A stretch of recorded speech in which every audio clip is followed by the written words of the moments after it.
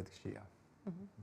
Sopi, ke pritur që do t'jetë Kosova në këtë pozicion pas 27 viteve? Ne përmendëm qysh në fillim se sot Kosovës sidomos i mungojnë edhe ish-krerët të cilët gjenden në Hag, po përballën me një proces të padrejtë tash e sa vite.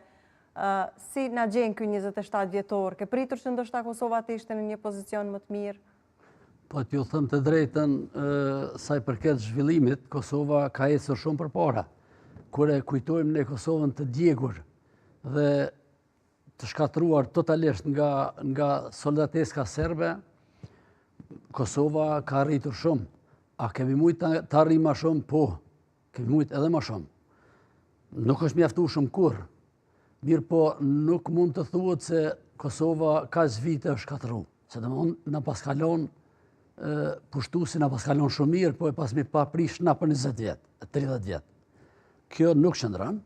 Kosova është shumë më mirë në çdo aspekt, çdo familje jeton më mirë se kur më parë, mirë po neve si luftar na pengon ky polarizim që po bën shoqëri, i cili është i panevojshëm në çfarëdo aspekti. Ne duhet jemi më të bashkuar, duhet t'i kujtojmë ato vite të rënda, duhet ta kujtojmë se liria burimin e ka te gjaku i dëshmorëve, i herojve tanë, dhe duhet të kemi kujdes kur flasim domthonë për periudhën e rezistencës, për periudhën e luftës, dhe mos të flasim gjërat pa vërteta, por të jemi krenar me të kaluarën tonë, me një projekt i cili është projekti më i madh pas luftrave Skënderbeut dhe shpalljes pavarësisë Shqipërisë, dhe rinin të edukojmë në frymën e drejtë, në drejtim të zhvillimit vendit. Shumë na pengon do thotë kjo polarizimi i shoqërisë që ka sot, shumë i panevojshëm kur partitë e ndryshme duhet të merren me programet e tyre e jo brenda NATO-s dikush të shpallet tradhtar e dikush shpallet heroj, secili e din vendin e vet, secili e din punën e vet. Prandaj i ftoj të gjithë për unitet, për bashkëpunim dhe për ecje drejt zhvillimit të shtetit ton, sepse hasmit ton, pushtuesit ton, ata që deri dje kemi pas pushtues, e duan që ne të dështojmë çdo aspekt dhe kjo nuk do të del asnjëherë. Sa i përket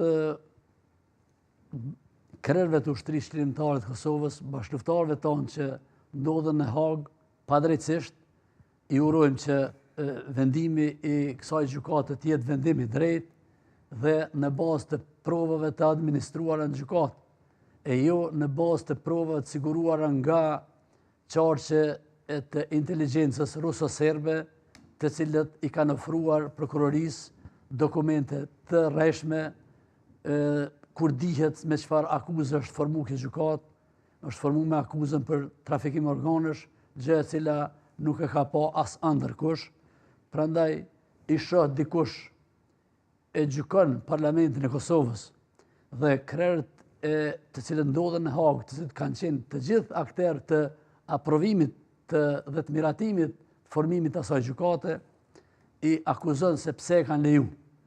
Edhe sot po të kërkojë ndonjë gjykatë për akuzat pa qena, për akuza të cilat do ta njollosin luftën tonë, ne do të pranojmë çfarëdo gjykate sepse e dim se drejtësia do të fletë dhe e drejta është në anën tonë, se ato akuza nuk qëndrojnë. Prandaj jemi të bindur që trupi gjykues nuk do të bie në pre e atyre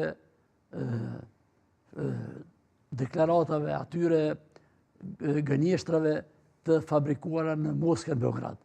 Sidomos ata duhet t'i marrin parasysh dëshmit e njerëzve më eminent të Amerikës, të cilët kanë qenë aktorë të ngjarjeve të kohës dhe të merren për bazë dëshmitë e tyre sepse ato janë të paanshme, vetëm të vërtetën e thuhet sepse nuk i frikon bash askujt, generali Clark për shembull nuk i frikohet askujt të thotë vërtetën dhe jam i bindur se trupi gjykues do të merr vendim lirues dhe krerët e ushtrisë shqiptare të Kosovës do t'i kthehen familjes, shoqërisë dhe gjithë Kosovës. Ashtu shpresojmë. Tërnava?